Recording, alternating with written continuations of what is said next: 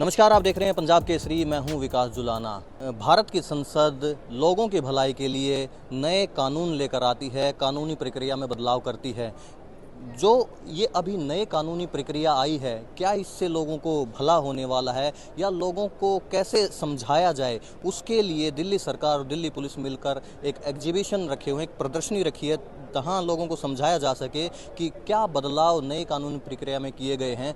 इसी बीच हमारे साथ बात करने के लिए मौजूद हैं special CP crime DC Srivastava. आइए जानते हैं कि कैसे नए बदलावों से जनता को ज़्यादा से ज़्यादा भला मिल सकता है, ज़्यादा आसानी से उन्हें न्याय मिलेगा। नए कानून आए हैं, उनमें हथकड़ी के प्रावधान भी बदले गए हैं कि पहले जब हथकड़ी लगाकर ले जाया जाता था मुलजिम को, उसमें अब थोड़ा और सख्ती दिखाई गई है। उसको कैसे देखते हैं?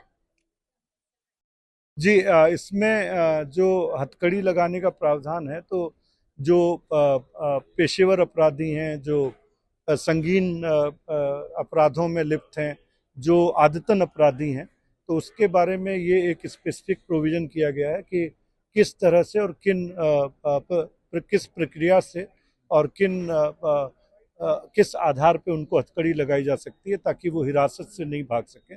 तो ये एक इस कानून का एक बहुत अच्छा प्रोविज़न है, जिसका समुचित और न्यायोचित इस्तेमाल किया जाएगा। हमने एग्जीबिशन में देखा कि 45 दिन में केस को सोल्व करने की बात चल रही थी। उस पे एक बार थोड़ा-सा उसको एलैबोरेट करेंगे कि वो क्या है? इस कानूनों में ये है कि त्वरित जो है वो जांच हो। तो इसमें जैसे कुछ जो जांचें होती है वो 60 दिन के अंदर पूरी करनी होती हैं, और कुछ जांच जो है, जो सेशन ट्रायबल हैं, जो 90 दिन का होता है। तो ज़्यादा से ज़्यादा कोशिश ये है कि साइंटिफिक इन्वेस्टिगेशन के माध्यम से जितने ज़्यादा केसेज को हम अपनी जांच को 60 या 90 दिन की जो निर्धारित अवधि है उसमें उनको पूरा कर सकें।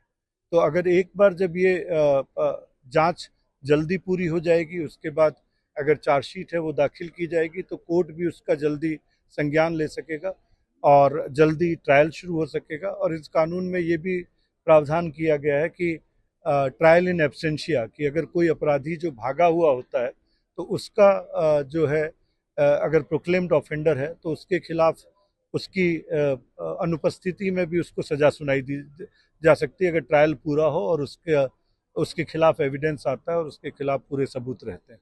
और इसके अलावा एक और जो ट्रायल में एक बात है कि ये प्रावधान किया गया है कि 2 से ज़्यादा किसी भी पार्टी, चाहे डिफेंस हो चाहे प्रोसिक्यूशन हो, उनको एडजमेंट नहीं दिया जाए, ताकि ट्रायल फास्टर हो सके। हमारी जेलों पर बहुत बर्डन है, तो क्या जमानत की प्रक्रिया में कोई सुधार हुआ है? जो ये रिलीज है उसमें भी एक स्पेसिफिक प्रावधान किया गया है कि कहाँ पे जब 1/3 आपका जो जितना मैक्सिमम पनिशमेंट है, अगर वो पूरी कर लेता है व्यक्ति, या आधी पनिशमेंट है, तो उसके बारे में भी स्पेसिफिक प्रावधान है। और जेल प्रशासन और जो लीगल एड सर्विस सोसाइटी होती है, वो मिलकर ये डिसाइड करते हैं और कोर्ट को कहा जाता है कि इनकी प्री मेच्योर रिलीज करवाई जाए।